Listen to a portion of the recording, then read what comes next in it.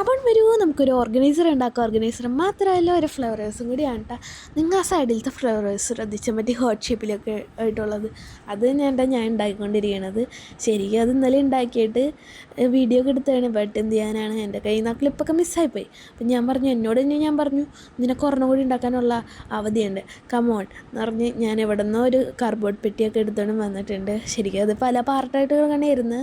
But ഞാൻ എന്ത് ചെയ്തു, മറ്റേ സെല്ലോ ടേപ്പൊക്കെ ചൊട്ടിച്ച് സെറ്റാക്കി.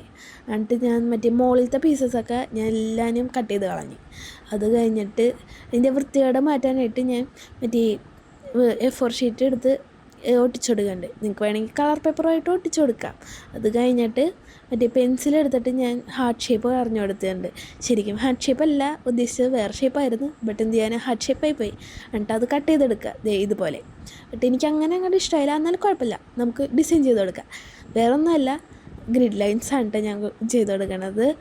എന്നിട്ട് ഇതുപോലെ മറ്റ് പെട്ടീനെ പോലെ ഇങ്ങനെ ചെയ്ത് കൊടുക്കുന്നുണ്ട്. എന്നിട്ട് നമുക്ക് കവായ് സ്റ്റിക്കേഴ്സൊക്കെ ഇങ്ങനെ ഒട്ടിച്ചു കൊടുക്കാം കേട്ടോ.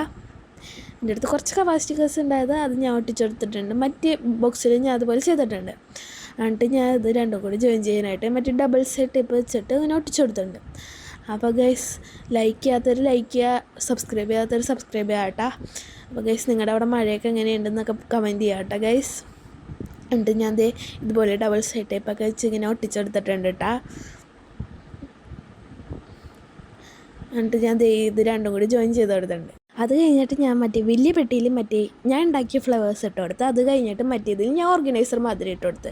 അപ്പോൾ ഗൈസ്, ഇതാണ് കേട്ടോ ഫൈനൽ ലുക്ക്. നിങ്ങൾക്ക് ഇഷ്ടപ്പെട്ടെങ്കിൽ പറയട്ടെ. എനിക്കിഷ്ടപ്പെട്ടു. അപ്പോൾ ടാറ്റാ.